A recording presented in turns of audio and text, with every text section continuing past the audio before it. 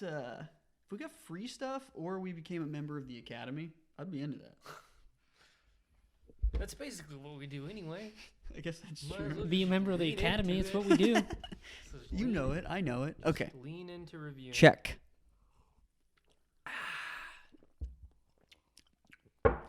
Buy our mugs. To it. Buy our I mugs. like it. Buy our mugs. Buy our mugs. You know what to do. Are we rolling? Are we Dust framed them up? off. Do we check the frame? You're leaning back out of the frame. Do we check it? Have we checked the frame? Yeah, we're good.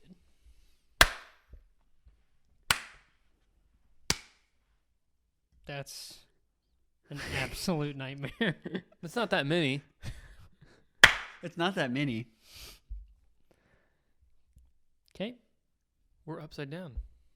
Just kidding.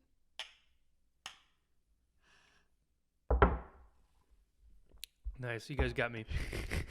Okay, here we go. Get into host mode. I haven't hosted in since Movie Pass. Seems like not that long ago, but it's been like 3 or 4 years, I think. Take it down from YouTube. Is it really? I have no idea. I I hope don't not. think just singing it can do that. Singing it in the wrong key and Yeah. horribly. Yeah, I don't think that's going to do it. Different tempo. Hello. This podcast is not for you. Mm-hmm. Who are you waving at? YouTube exclusive content. Oh. Audio, I was He waiting. is waving at YouTube exclusive content. Standing right over there. This podcast is not for you. This is season 2 of This Podcast is Not For You. And this is Unbelievable. season 8 of The Office. Dude, he was... You've Let only me, got let me one ask more you left. this. I know. Earlier today, when you remembered that we were doing this episode, were you just like so pumped that you got to bring that back? To tell you the tale, Mm-hmm. I didn't think about it until it started coming out of my mouth. Nice. It's that second It's- nature at this it's point. that, yeah. Yeah. We've So only got 1 or 2 left. I know. That's so But sad. we are here and we are talking about season 8 of The Office. I would say probably other than season 1, maybe one of the more back and forth type seasons of The Office, like whether you like it or whether you think it's a waste of time and they shouldn't have done it, at least from what I was reading about it today. So season 8, let's just jump into it. Premiered September 22nd, 2011. 24 total episodes. That's so crazy. It was 10 years ago already. Yeah. I think I remember being excited for it to premiere. I don't know about you guys. I did not watch it as it premiered. I definitely watched it. When did you? I stopped watching it live after Oh, the end of season 7. Got ya. Yeah. So at what point did you watch season 8? All the way through every episode A couple of weeks ago. this time. But I had watched most of it maybe 3 or 4 years ago. Giving it a shot. Yeah, I didn't watch every episode that time. I started a couple and was like, nah, and would skip. But yeah, probably a handful of years ago, I watched season 8 and 9 on a rewatch of the whole series. Right. I was like, I'll just give it a try. Bite the bullet. Yeah. But Well, we're happy to this have time you. Through, We're happy to have you. Hey, congratulations. You finally earned your Office fan badge. I guess. No, that's what happened. Watching season 8 and 9 is what gives you a Office fan badge. Now there's something we can talk about. It's tiered. Yeah, can you be a full-fledged fan of something without either recognizing or having viewed the entirety of it? I think you can. I don't think you have to have watched every single minute of it. Yeah, I mean, because they sell seasons individually and you get... and even the nature of it being episodic. Like, yeah, there's only an end because the studio had brought an end at some point. Right. You know, so I think you can be, but it's just a different level, probably. well, I kind of alluded to my problems with continuing post Steve Carell. Especially, as I was writing the outline, I was like, I'm going to try to write stuff we hadn't kind of hashed out. Right. So go on. I think, I mean, as I said last time, it's hard to continue a show without your central character that's been there for 7 years.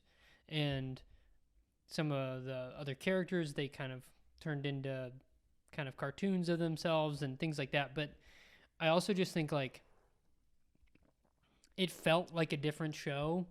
Like, and the it's tone also of it really Steve's did not change in some ways. because Steve's not the only change that happened. I don't think there was No. writing changes and Right. showrunning change. I think at this point as Did well. Paul Lieberstein stop doing the show? I think he only ran one season. I think this was BJ Novak.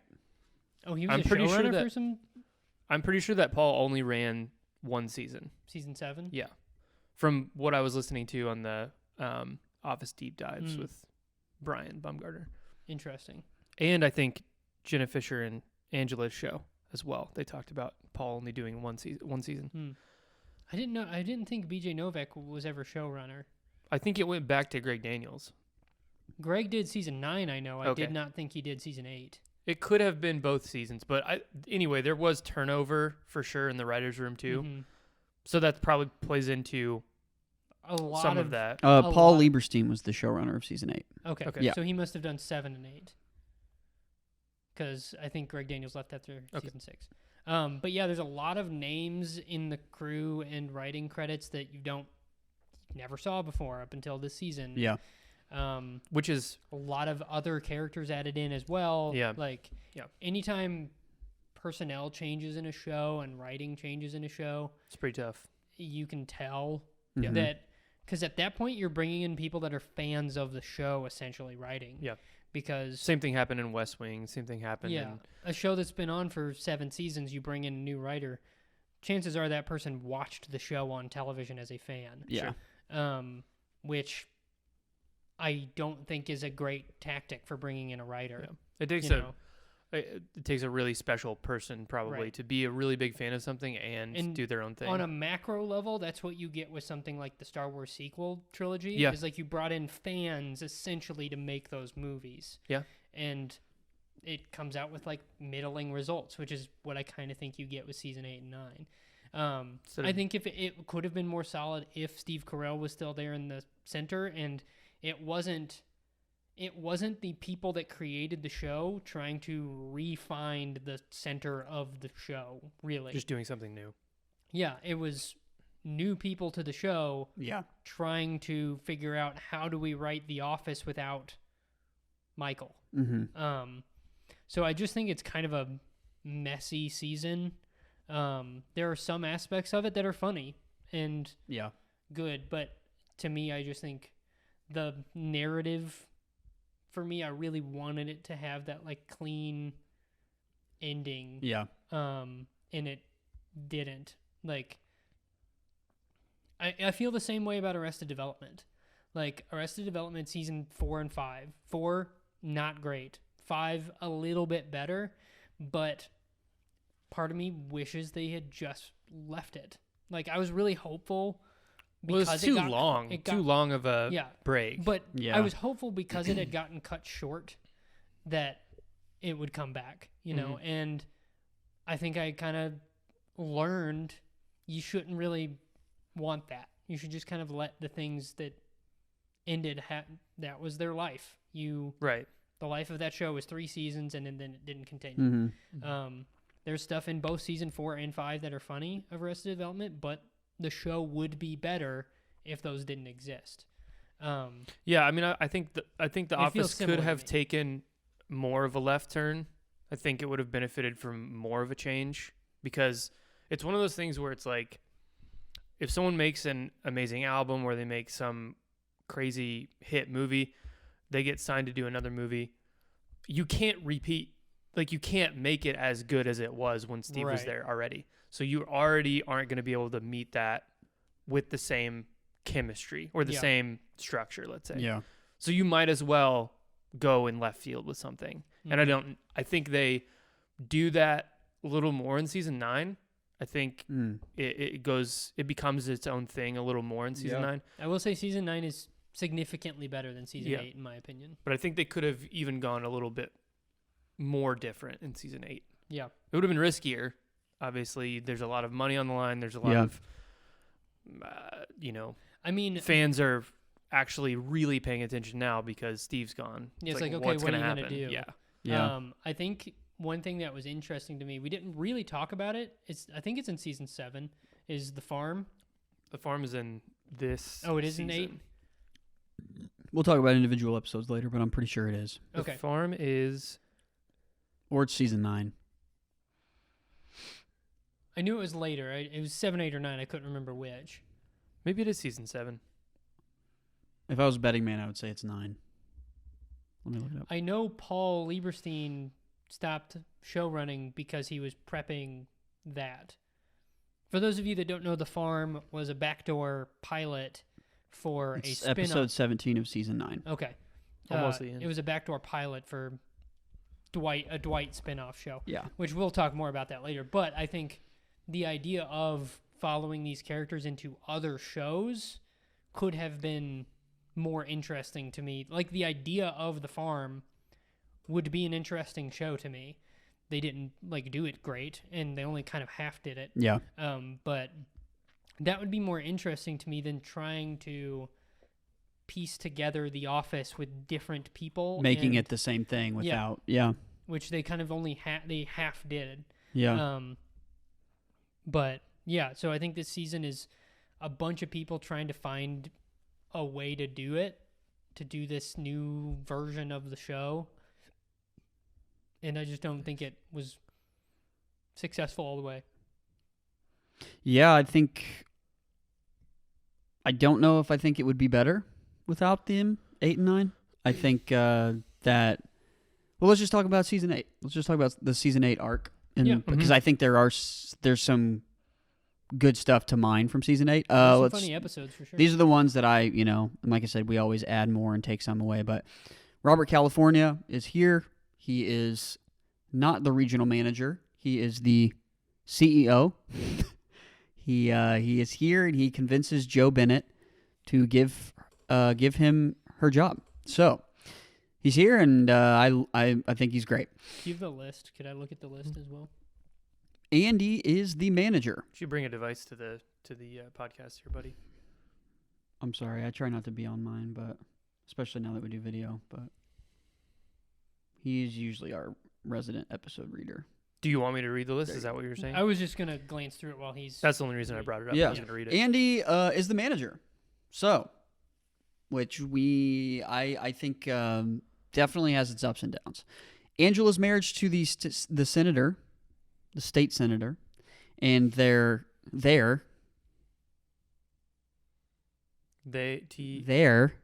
child. Their, yes. air quotes, YouTube exclusive content, child. Pam and Jim also have a second child, PP. And you know her name. Dwight sends a team, or is actually chosen to lead a team down to Florida for the. That's a big. Yeah, it's a great run too. The opening of the Sabre stores. So at this point in the office, Dunder Mifflin has been bought by a parent company called Sabre, and they exist as a division of them selling printers and paper products and blah, blah, blah. So Dwight is eventually chosen to go and open up a series of stores they're testing that in Florida. So that's a big little narrative towards the end of the season. Mm-hmm. Any other big ones that you guys can, because you usually pick out some that I didn't really remember. I think that's pretty much everything. I would just add on top of Pam and Jim's second child that there's more deeper relationship stuff between them that's planted in this A season. little bit of tension Yeah, at times. some marital There's, tension. The little subplot of Kathy. Right. Much. So yeah, I would just say that's definitely worth mentioning. At least I think that's a good run of because there's always a Jim and Pam one on the plot lines, Right. Yeah. I think that's laced in there pretty well. Yeah. It's probably the most minimal of any of the seasons, I think. For them. Yeah. Because it gets much more prominent in season 9 again. Yeah, and I'm pretty sure, I think Jenna Fisher's, I think she's only in 15 episodes this season because she leaves for me, and you hear her, and when he talks to her on the phone or whatever. But her as a character in The Office isn't as prevalent. It's a big as Dwight normal. season. I feel like they leaned heavily on Dwight. Dwight and Robert California, I feel like, are the Dwight, Robert California, and Andy. I think because of him being the manager. Yeah. Now, as I was doing some more research into season 8. It came to my attention that a lot of people don't like Robert California. It's crazy. I can see that, though. I have seen a lot of people think he's creepy. Well, duh. I mean, is anyone arguing whether he's not? But it makes them uncomfortable and they don't like it. Interesting. I don't think they ever found Michael to be creepy in the same way. Like, Robert California at times feels like he could have killed somebody at some point in time. Like, yeah, he feels... Michael's much more innocent. He feels like a sociopath that... You don't really know what he's capable of, and I think that's what puts people off to him. Interesting. So I get it. I think James Spader is a really, really good actor. Yeah. And I think he plays the character very well. The debate, I think, is whether the character is a good character or not, and whether people enjoy it. I think his performance is great. I think the characters are very interesting. I think he's hilarious. I think he's top 5 characters for me. And some of that might be coming off of being used to having Idris Elba's character Charles be the manager. So like you hate Charles. I don't think anybody is supposed to like Charles. Right. And then it feels a lot better, after in terms of like seeing somebody besides Michael in that role. Yeah. I would have liked to see Michael working with Robert California. Yeah, that would have been great. Like that would have been a very interesting dynamic. Because I feel like it would have been this thing where Robert California kind of has a beat on everybody. He kind of figures everybody out. But I could imagine Michael throwing him for a loop, Yeah. And that making an interesting wrench in Robert California's character is like, Yeah. there's this guy he can't really get a grasp on or like know how to deal with and manage. Yeah. But I feel a little bit like Robert California is without that sort of thing. He doesn't have a focused like or I don't know how to say exactly what I'm thinking, but that kind of example I just gave of like he has everything together for the most part, and then the wrench gets thrown into his system. Yeah. And he doesn't really have that very much. Everything that happens, he kind of just rolls with. And I can see how people would think that's just like, what is the point of his character? I'll tell you the point. Okay, do it. Make the case for Robert you ready? California. So, my thing is, I think that they had to go from Michael Scott, and very briefly, like we've talked about, D'Angelo Vickers and Dwight had a very small stint as interim. They went from Michael Scott to Robert California, and I think he, as a character, is so important because he pushes our main ensemble, most of them, into the final, like what we would call their final forms, like their season 9 end of show forms. Because we'll just go to the next section. Turning point. Robert turns Andy into a motivated manager. So Andy's literally going to get a tattoo on his butt to make a sales goal, and Andy's sort of floundering episode 1, episode 2, episode 3. Episode 1, he's a loser.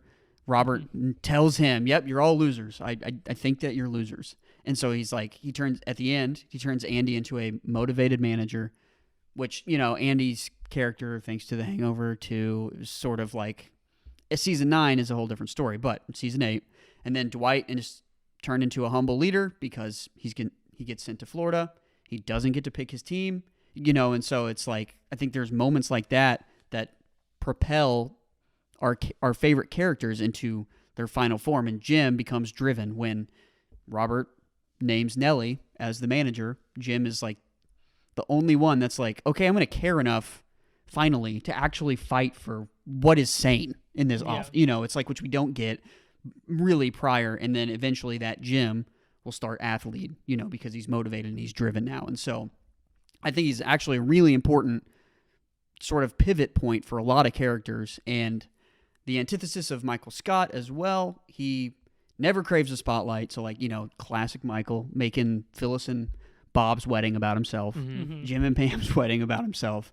And then when everyone's toasting Robert California at the garden party, he literally just calls him and Andy like glorified babysitters. He's like, we don't do anything. Like, you guys are the ones that are out there working, blah, blah, blah. He's teaching. Like, one of my favorite Robert California moments is the end of Halloween, the Halloween monologue, where he's like, why do people let fear play such a pivotal role in their lives, and why are we this way? And so I love that. And he spends the whole episode getting to know little fears for everyone, know, and then, like I said, episode 1, he inspires, like, the losers find out what he was doing, and then he twists it around to be motivational. He's like, losers, prove me wrong, and then they're like, and then he kind of like, Andy pushes back against it, which I think is good for Andy's character, but then, eventually they're like, okay, yeah, that's fine, he's going to see us like this, but it's up to us to show him that we're not, you know? I think what Robert California does is usually, like, he says the things that a lot of people are thinking, but they would never say, Yeah. He, and very, like, it's almost like a Barack Obama style delivery, too. Like, very engaging. Sure, yeah. And, like, truncated. Yeah, he demands attention. Yeah. I would say he, things that, like, may be gross, the way he says it. For sure. But it is compelling nonetheless. Yeah. It's like, I think of just that example. So picking, people have favorites in life. There's no managers have favorites, but he's just like upfront about it. Like he's writing in his notebook, but he gets found out. He doesn't go, oh no, he just says it, Yeah. So I think that's the thing about California's characters. He's the most confident in himself. Yeah. Yeah. Which I think Michael, sure, he was probably, but I think a lot of times he was making mistakes, whereas Robert, really the only big mistake he makes is when he closes Binghamton, but he's like super drunk. So like conscious, confident Robert doesn't really ever make any, which is kind of what you're saying, right? Yeah. That's what you were saying, as it could be a bad thing as well. Right. Yeah. I don't know. What do you think? That's what I've always loved, is I feel like these characters needed someone like Robert to make them into who we would eventually live with. They're done. The show's over, like you said. On the other side of that, I would say, Wes, you're probably right in some sense. I think he does get blown with the wind a little bit on certain things. With Nelly, with like he just kind of it depends. He's not. You see it in his when he wants to say scene. something, he'll say something, but he doesn't.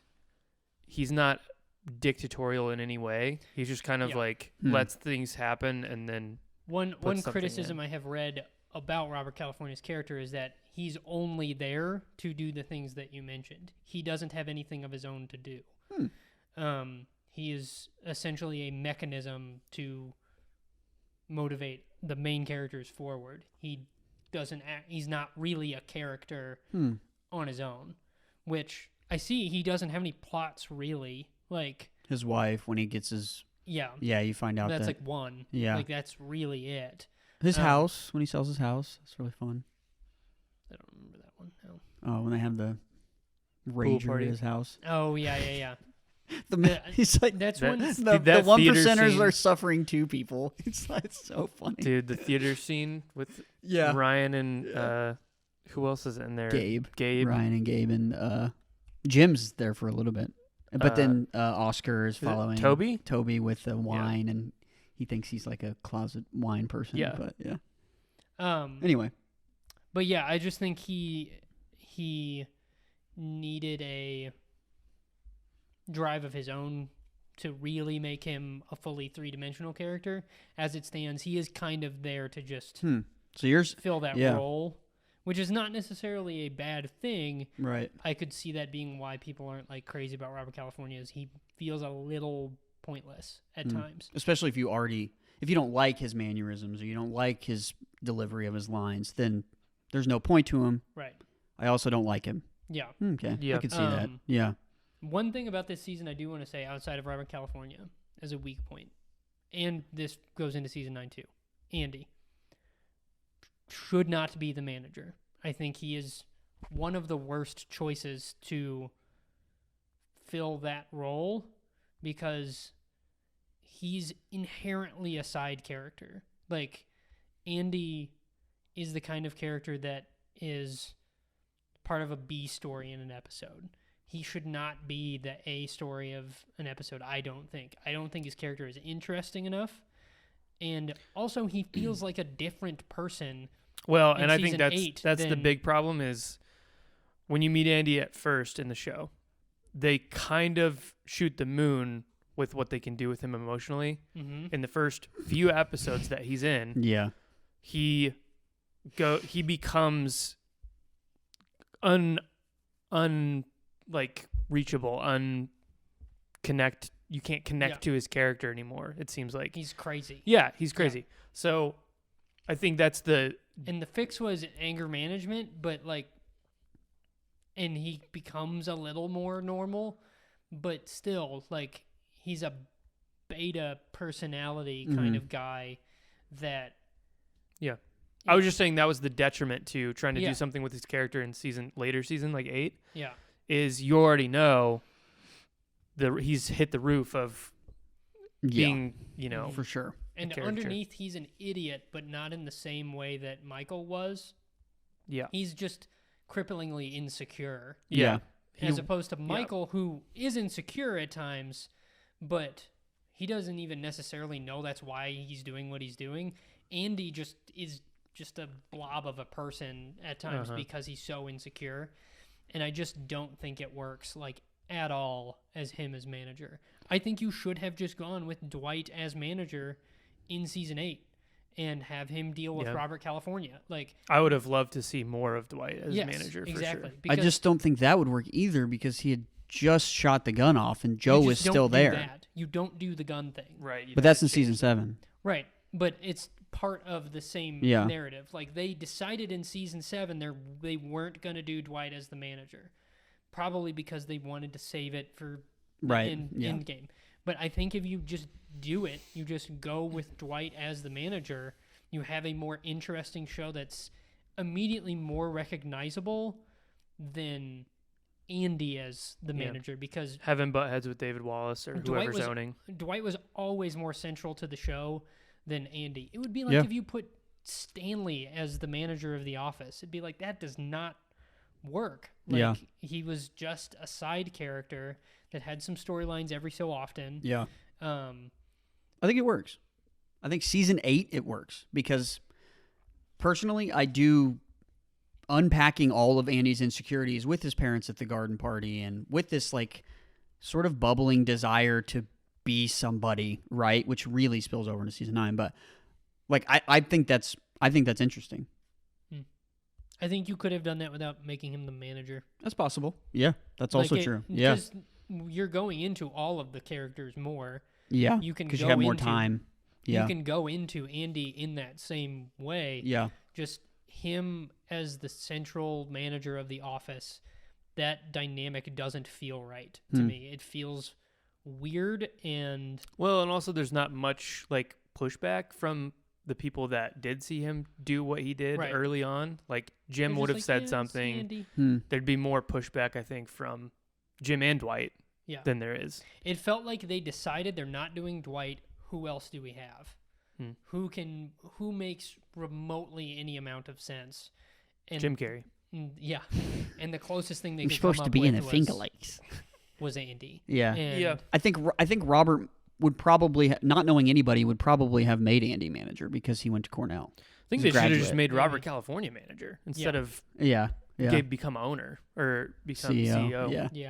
Yeah, that's probably a fair thing too. But then because he doesn't feel like CEO, he feels like the manager, and because Andy he visits feels so like often, and co-manager or something. Yeah. That's true.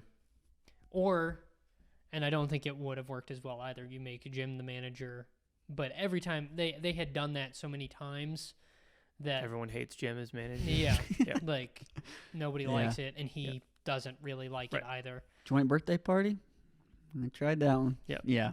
So You know, that is pie? honestly my biggest qualm outside of continuing past Steve Carell Andy. is Andy as the manager. I just don't think it works, and any plot lines with it I just don't care about. Yeah. Like the first time I watched it, I skipped over like all of the Andy Aaron stuff. Like I don't care, and it would just be but I love all of the Dwight stuff in season 8. And like you were saying, they lean heavily on Dwight. Just shift him into that manager role, and I think you have an immediately more compelling show that we're more invested in Dwight anyways than we are Andy.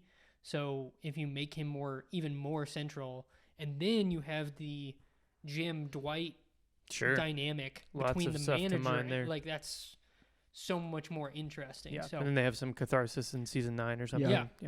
I would have build up the friendship even more. Sure. I would have loved to see a season 9 where Andy or Ed Helms didn't go, like didn't have to be gone to shoot something else. Like, because I wonder if it would have had a better payoff. But I guess we're just judging season 8 by itself. But that doesn't solve any of our season 8 problems. But it's hard too because season 8 and 9 are so like interlocked. Yeah. It feels like part 1 and part 2 a little bit, or like, okay, we're figuring it out. Okay, now season 9 we've got it. I agree. Yeah. You know. Well, let's just go into episodes. They're setting up the ending. Yeah, let's just go into episodes then. Let's just do episodes after that, because I agree with you. It definitely feels like, I mean, yeah, you got to find out what you're doing before your big old finale that people have been waiting 9 years for, you know? So. All right. The other problem is, like, I guarantee you, I just watched this, like, 2 months ago, right? I guarantee you, you're going to read episode titles, and I will not be able to remember what happens in them, because to me they're just not nearly as memorable. We also haven't watched them as much too, because they're not memorable. But yes, yeah, but that's telling. Like season 1 through 7, I've watched enough that I know what happens in almost every episode. Yeah. You know? The first half of season 8 is as follows: number 1, the list; 2, the incentive; 3, lotto; 4, garden party; 5, spooked; 6, Doomsday; 7, Pam's replacement; 8, Gettysburg; 9, Mrs. California; and 10, Christmas wishes before the break. So Christmas break is our normal cutoff. So those first 10, there's 14 in the second half. So favorites.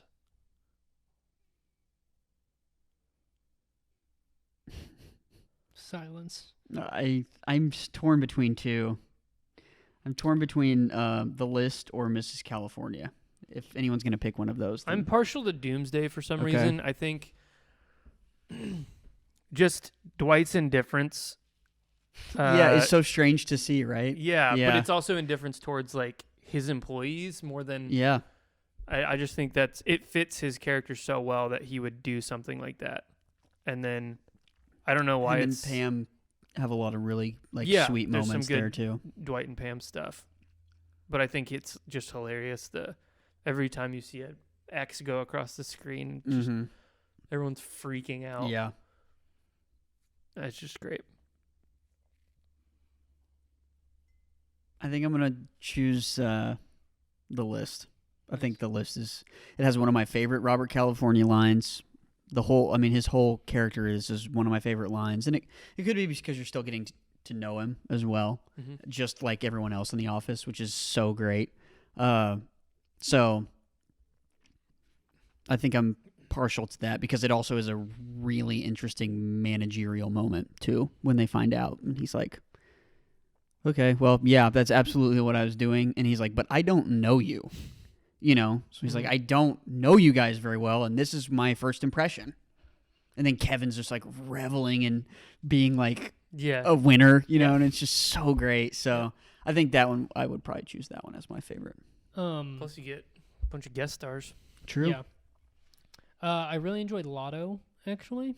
Yeah. I think it's a funny premise, like the warehouse all winning the lottery and simultaneously quitting, and then them having like Kevin, Aaron, Dwight, and Jim trying to get stuff, and oiling the floor of the warehouse. Yeah.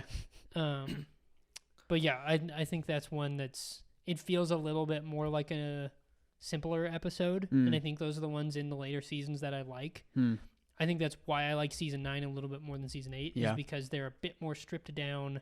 We're dealing with the little scope. Dealing with the little things that happen in an office. Yeah. You know, season 8 can get a bit too like. Yeah. Though I like the Florida storyline a lot. Yeah. It can get a bit too much. My least favorite by far is Gettysburg. I think that DM is one of the worst. GB doesn't do it for you. I think that's one of the worst episodes of The Office ever. I think that episode is. We'll say the Lotto has one of our more iconic Daryl quotes as well. It's where he goes, "Just stayed in my basement. Yep. Ate some tacos." Taco air is heavy. Which that episode was directed by John Krasinski. Did you know? Least favorite?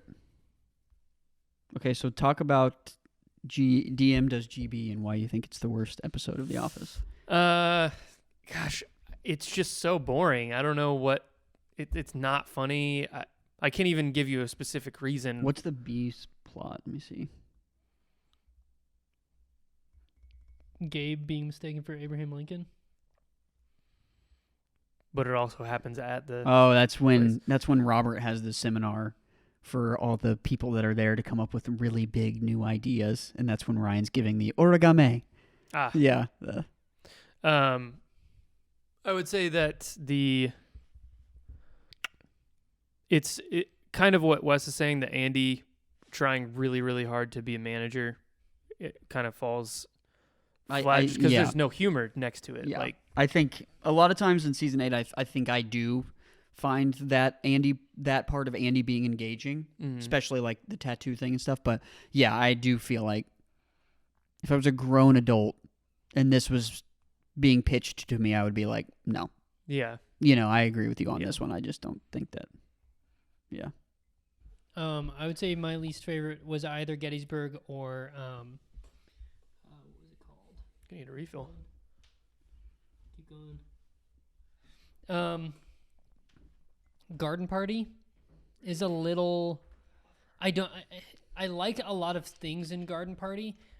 It's again the problem of I don't care about Andy's.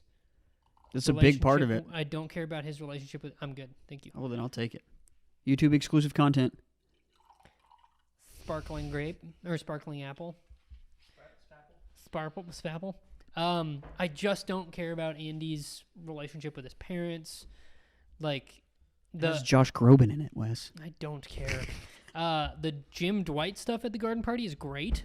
I think that stuff's really funny. Him coming in and out and constantly being announced is funny. James Trickington. But yeah, it's because it's an Andy centric thing. I just doesn't work for me and don't really care. But Gettysburg would probably be the other one. I barely remember it at all. It sucks. Let me just tell you. I think the Christmas wishes. Per usual, I'm probably going to pick the Christmas episode. I don't know. Christmas is just not interesting to me as a TV show. So most Halloweens, I would have picked this, or most holidays, I would have picked this Halloween episode too, but Robert's monologue really saves it. Yeah, that Christmas one's not very good, for sure. All right, second half. She turns to mother. Second half, starting... Right back at you. His kid's just loving it. Yeah. It's so funny. Everyone's mortified. Starting January 12th, episode 11, Trivia. Episode 12. Aesop's Fables. Episode 12 is Pool Party. 13, Jury Duty. 14, Special Project. 15, Tallahassee. 16, After Hours. 17, Test the Store. 18, Last Day in Florida. 19, Get the Girl. 20, Welcome Party. 21, Angry Andy. 22 is Fundraiser. 23, Turf War. And 24 is Free Family Portrait Studio. Dang, really back heavy season here. My favorite is Last Day in Florida. It has one of the best cold opens. Oh yeah, it's so good. In The Office. Is that the one with the bed bug? It is that episode, but that's not the cold open. The cold open is Jim tries to set up Dwight as a murderer. That's that episode? I thought that was the first Florida one. I think it was Last Day in Florida. No way we're gonna know. No, the bedbug one is in After Hours because that's when Kathy's trying to be in Jim's room. Yeah. Okay, yeah. I don't know. I'm pretty sure Last Day in Florida is that cold open, but either way, I think this is the one where Dwight has... Is this where Dwight has appendicitis, or is that a different episode as well? I think that's the first Florida episode as well. Yeah, I think it's the first Florida episode. This one is they're golfing, and he finds out that Robert's going to tank Oh. the store. Then maybe I'm thinking of Tallahassee is my favorite. It could be. Because That's both of those lined up with Tallahassee. that's my favorite one is Okay. Tallahassee. I also like I mainly love the bed bug thing it's just great. because the blooper of that is so funny. Yeah. But yeah, I think Tallahassee's probably my favorite. that's where we get introduced to Florida Stanley. Mm-hmm. Which is great because in the freaking super fan of season 2, Stanley is like, I love Florida. I would want to retire in Florida and stuff. And so I was like, that's crazy. Yeah. Because I would have never, that seed, that makes sense. You know, that seed was sown so long ago. It's hard for me. I think, I don't know, it's hard for me to pick one. I would say all of the Florida ones are the best ones of the season. I would say a weak point is Jim doing the presentation. I think does not feel like The Office to me. It feels like it feels like a modern family. You mean at the store, the presentation he's doing at the whenever store? he's subbing in for Ryan. That feels like a Modern Family, Parks and Rec, a bit more of a broad like comedy than The Office ever felt like. So that's the weakest point I think of that run, but that run is really good, really strong. Mm-hmm. I think I would probably pick Pool Party if you guys picked Tallahassee. If it wasn't Pool Party, it would be Last Day in Florida, I think. But yeah, I don't know. I think most of them that are going to be Robert centric, I'm really love. I think it's just Pool Party one's good. I don't know why, but the tour he takes them on and Yeah. everyone doing something hilarious I think at the pool. An interesting partnership is Dwight and Aaron. I think that's pretty funny. Yeah. Like them, it's like their brother and sister. Yes. Yes. That's pretty funny. Yeah. And then I don't know. I think Kevin is the one that suggests the party, and I really love him and Oscar's friendship. Season 8 and 9, I think that's one of the strongest points is him and Oscar like slowly being like friends, which is really cool. And so he's just like rubbing the fact that there's a party that he suggested in Oscar's face, and like I don't know. I think that one's really cool. And The Last Day in Florida, I think the Jim and Dwight stuff. Jim trying to stop Dwight from getting in the room. I don't know. I don't know if we get that earlier in the show, which I think is cool. My least favorite is Get the Girl. Yeah, it's not very good. It is not very good. That's the first. Yeah, right. Okay, gotcha. It's the first one after Andy the realizes she's not coming back. Yeah. Don't care. Just don't care. Yeah, the other line's not very good either. Nellie shows I was up. gonna say, especially tries if you to don't claim like the Nellie. manager. Yeah, position in Scranton. Well, Nellie is the other thing we haven't talked about. Do you guys like Nellie? Well, she's introduced in this season, yeah. She interviewed for the job in season 7. Okay. But I mean, that was it. Yeah. So basically, yeah. I think upon I was talking to Ryan about you guys about that today. The first time I watched the show, I did not like Nellie at all. And then after I realized that she's super pathetic, like I think that makes you like her more if you watch the show again. Yeah. 'Cause there's no like actual like malice behind what she's saying really. It's just she is, and some of that might just be her accent for me, you know.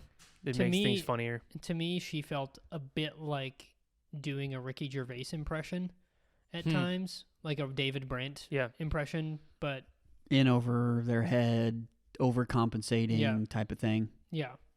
Thinks they're really funny. Yeah. kind of thing, which Ricky Gervais always did more of that than Steve Carell did. More of the I'm a comedian. Yeah. Like that was way more prominent in Right. David Brent than it was in. It was in Michael's character too. He fancied himself all of these different things: a director, a comedian. He wasn't like shoving it in people's Right. faces. Yeah. David Brent is like, they did follow-ups to the British Office following just David Brent as he has like a music career. And Yeah, if he wrote Threat Level Midnight right when he got done writing it, he would have been having the office read it as a table read, for sure. not just like hidden in his drawer. Yeah. Yeah. So, yeah, that's one thing with Nellie is she sort of felt like David Brent light. But she was very like bleh to me. Like I didn't care. She was a small enough part in the show that I could just like kind of ignore her being there a little bit. She's in 9 as well too, right? All the way through it? I don't think she's in the finale. Is she in the finale? She is in the finale, yeah. I know that. I'm pretty sure she's there for most of the Okay. time. Yeah. I couldn't remember. Because some characters just like disappear in season 9. Ryan is gone for a lot of it just because Kelly, he runs off and Gabe. Watching this time, season 9, I was like, oh, Gabe's just gone. Like, Yeah. nothing really said about him. Well, I think he goes back to Florida, right? yeah. Yeah, but he just, In terms of conclusion of a character. Yeah. Yeah. which I thought Gabe was one of the best characters added into the show later on. Oh, Joe, they're creating a hostile work environment. Yeah, Zach Woods is hilarious. He's so funny. Yeah. Even if the character of Gabe isn't the best, Zach Woods is just so funny. Yeah. So rest in peace to Gabe, because this is his last season, I guess. I guess. But yeah, kind of a Where does this rank in terms of last. It's my least favorite season, for sure. I honestly would probably also put it underneath 1. I think it's worse than season 1. It's the first time that just because of sheer content, Yeah. I did not put 1 Because underneath of it. Steve Carell, for me, like, he's so good in the character of Michael Scott and the structure of the show, even if it's not quite as funny yet, the structure of the show is there and what it will become in season 2 and 3. In season 8, the structure is just like, I don't think what do we season do? 8's bad. I'm comparing it to the rest of The Office. Yeah. So I know, that's I'm why I just have to saying rank it that low. between 1 and 8, Yeah. like, the nucleus of what the good of the show is there, and in 8, it's a much more kind of up in the air because they're figuring it out. I think this would be 6th. I think I would put it ahead of season 1 and season 6 for me. I think Really? if you didn't have season 8, just think of all the things that we wouldn't have, I just don't think that I would, if I had to pick one, I'd pick it above 1 or 6 probably. Well, Just, I think Robert California is that funny. It's just, there's so much of, I wish he was in the that. show with Steve Carell, because I think that would be really, really good.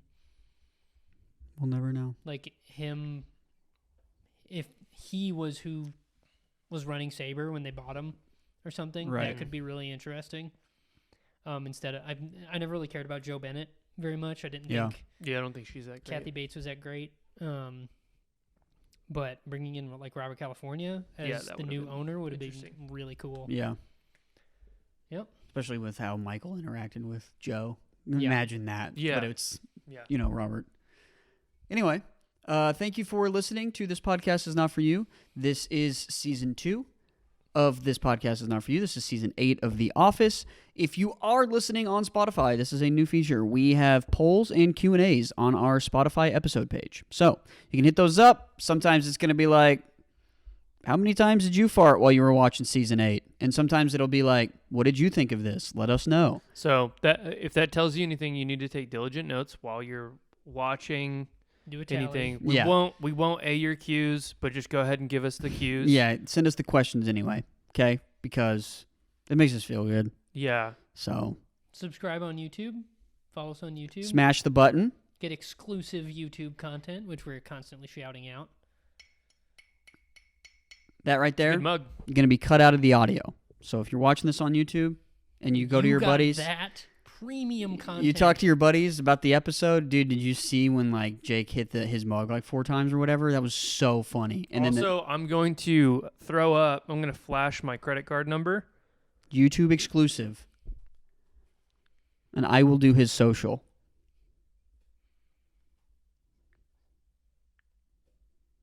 Now this is 6. This isn't 3-3. I'm doing 6.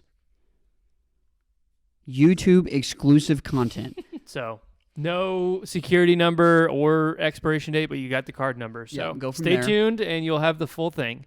We will do expiration and security code. See you next week. episode. See you next week for being security code on his credit card. That's not it. You gotta read the signs. See ya. Peace out. My name's Wes. My name's Jake. I don't care. My name's Peyton.